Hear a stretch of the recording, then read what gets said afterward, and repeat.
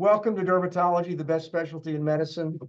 I absolutely 100% am biased. So I do think we have the best specialty, as do a lot of other people in our field. These are the 10 commandments. You can read some of these on your own. I'm not going to read them all to you, but these, Jack Cohen is a dermatologist here in Dallas, great guy. And he came up with these 10 commandments. So if you follow these, and some of the stuff in the talk actually deals with some of this, but you will be a successful dermatologist. So I'm not going to read them to you, but they're great, and I recommend looking at it. So when you go to a dermatology residency program or anything else, there's this great movie, Being There. It's an older movie. I don't know if any of you guys have seen that, but I love it because it's got Peter Sellers, who was a really funny comedian back in the 70s and 60s. He was actually in Dr. Strangelove and the Pink Panther series, and he was in this movie. And basically, it's an interesting movie because he's sort of an imbecile. He literally has a very low IQ, but he just kind of goes along with the flow of things, and he eventually becomes president or becomes a consideration for president of the United States. So it's really a fascinating show, but they have this little quote in there that says, life is a state of mind, and kind of, there's a lot of truth to that. So in other words, the mentality that you take to your residency program is very important, because that's kind of what you get out of it. And I like this quote here that I got from this book that I read a long time ago, Zen Mind, Beginner's Mind, that basically, in the beginner's mind, there are many possibilities. In the expert minds, there are few. And so you're a beginner, and you're gonna see something, maybe a skin lesion or something, and you're going to think of a gazillion things, or maybe you don't think of anything. And then an expert's going to say, no, that has to be psoriasis or something like that. But the expert needs to keep an open mind also. So as you go from first year to second year to third year, you want to maintain that beginner's mind as much as you can. But you'll find that the number of diseases and things like that you kind of learn, you'll say, well, there's no way it could be this. It has to be one of these 2 or 3 things. So you'll see that as happened. But don't get arrogant as you learn more. None of us do. This sort of goes along with Being There movie. Again, basically your attitude sort of determines what action you take and what results you have. And so, you know, if I were going to get a tattoo, I would probably put it on the inside of my arm, and I would say, how am I being right now? Remember to be grateful, something like that. I'm not a big tattoo guy, but that's something that I would maybe think about, because how you're being is really determines what you do and then what results you ultimately have. And so that's kind of something you can think about when you focus in your residency program.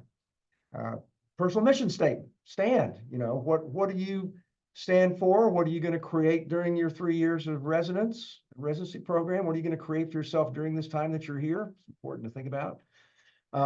Experience.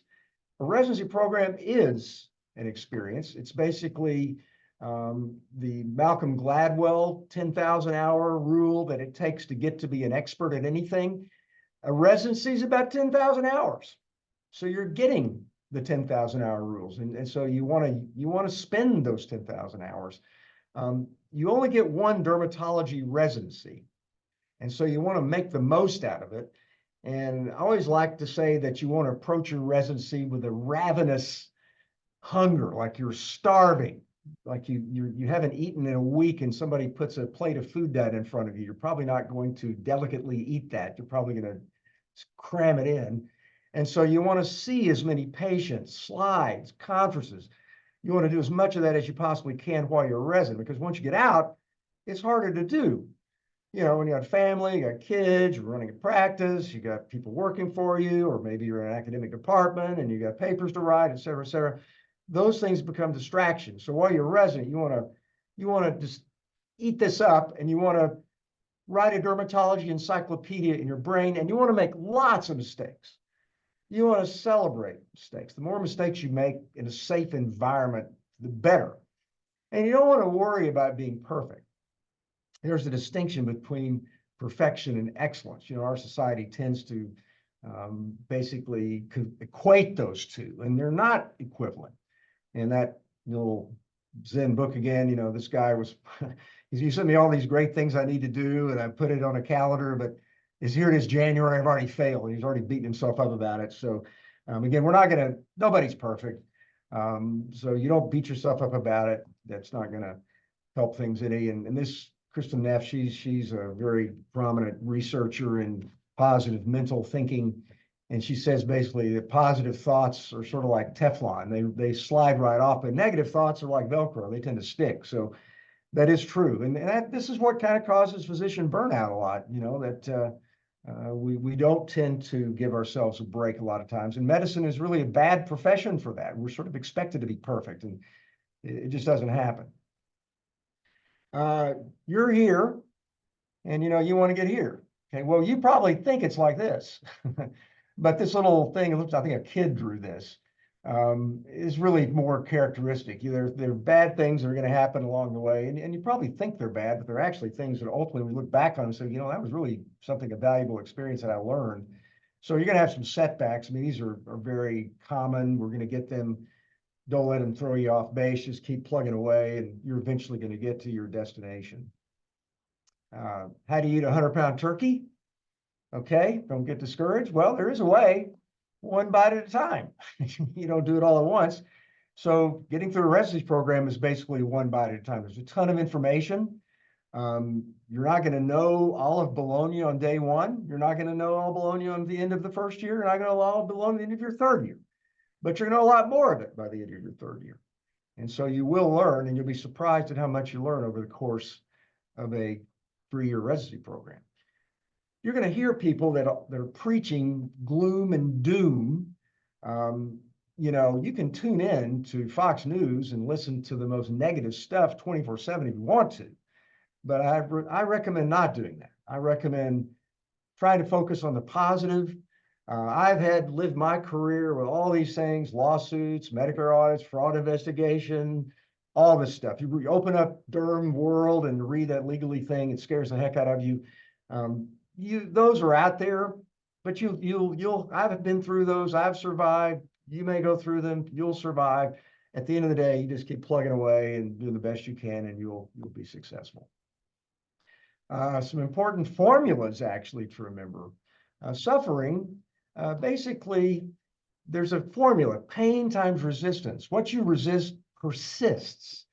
So you want to be, if you're in a painful situation, learn how to accept that. You don't necessarily have to suffer. Pain can be short-term or it can turn into suffering. So if you resist it, it becomes long-term suffering, which is not great.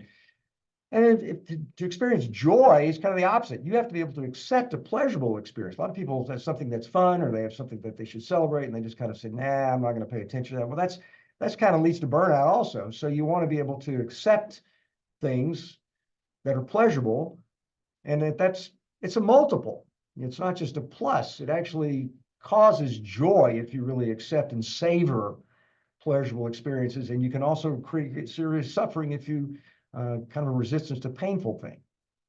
Concept of abundance versus scarcity. Scarcity is a zero-sum game mentality. Basically, that's where everybody thinks the pie is small, there's not enough for everybody, versus abundance, where there's plenty, there's enough for everybody. Opens possibilities. So think in terms of awe, wonder, appreciation, savor experiences. Ask yourself, am I being scarce or abundant in this moment?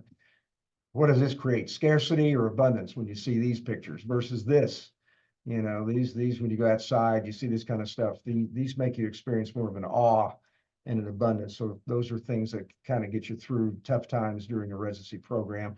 There's a concept known as blue ocean strategy. This is sort of the analogy of sharks fighting in the water that turns the blood turns the water red.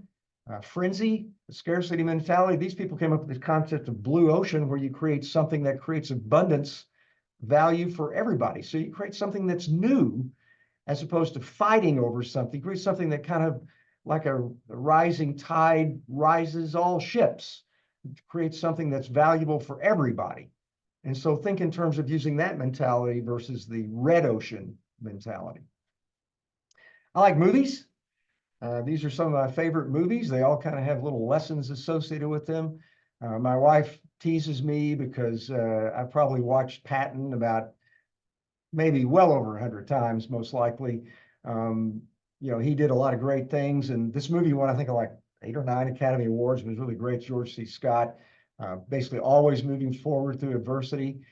This movie that you've probably not seen, Anti-Mame, it's an older movie, Rosalind Russell.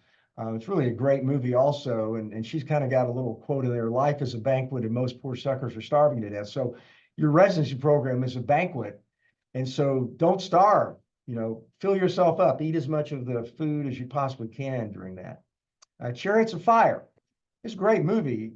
This was in the 1920 Paris Olympics, right after World War I. So we got the 2024 Olympics, 104 years later coming up. So if you haven't seen this also, I think, won a huge number of Academy Awards.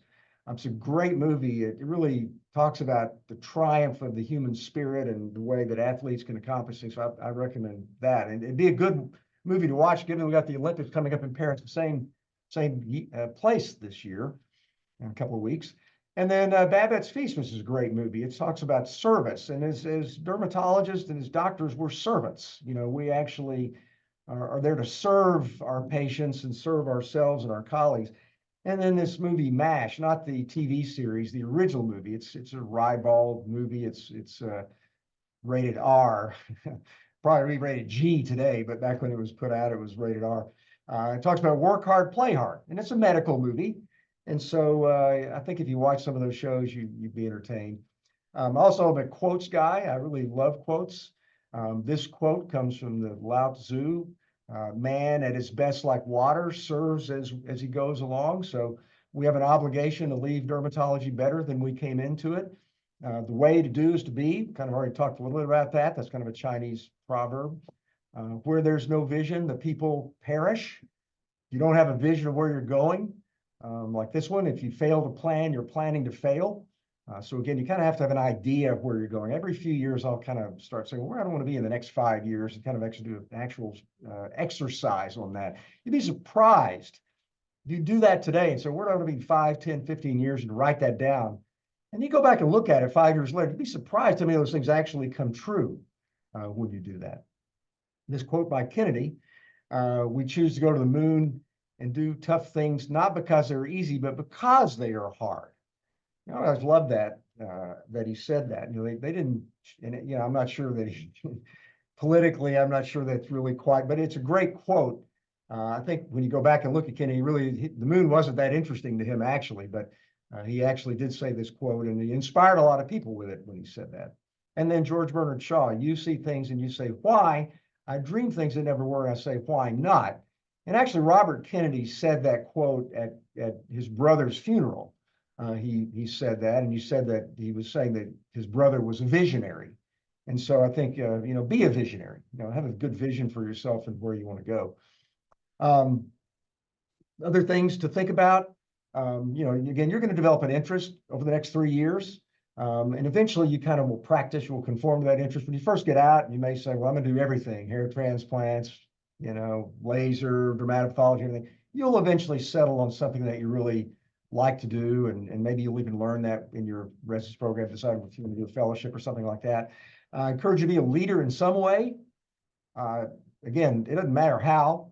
This can be becoming a specialist in something, but you can be great at education, politics, community, your family, et cetera. But please be some type of a leader. You're setting an example.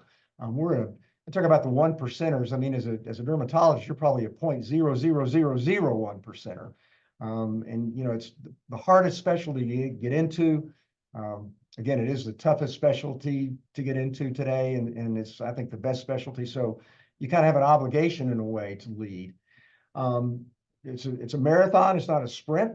Again, a career takes a long time. Again, remember to take time off for yourself and your family, and then have other interests, which I'm sure you all do, but don't forget about those. Always be ethical. Again, it's not enough just to know the right thing to do. You have to do it and be led by your vision, not by fear. I found that just about every decision I've made in my career that I've made on the basis of fear has been wrong. It's not worked out the best. It's always worked out best when I've sort of put a vision up there and said, is this the best, going to create the best number of value for me and everybody else? That generally tends to work the best. I remember I was on a call one time with some business guys, and they said, well, cash is king. And I said, well, if cash is king, then service is God. And service is really more important than cash. If you serve, it's sort of like Wayne Dyer said a few years ago, that basically it's like you're like your tail on a cat. It sort of follows you wherever you go. So if you're serving, cash will follow.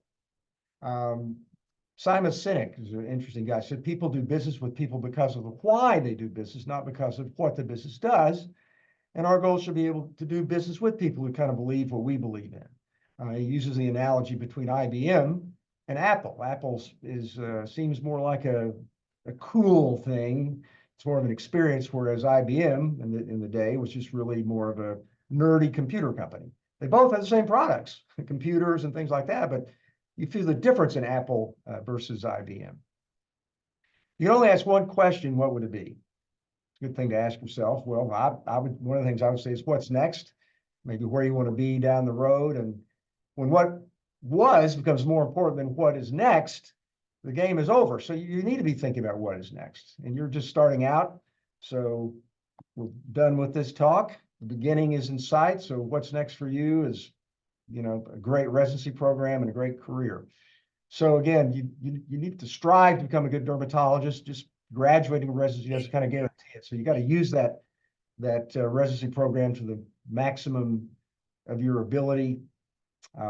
Reputation is earned, and there are no shortcuts to any place worth going.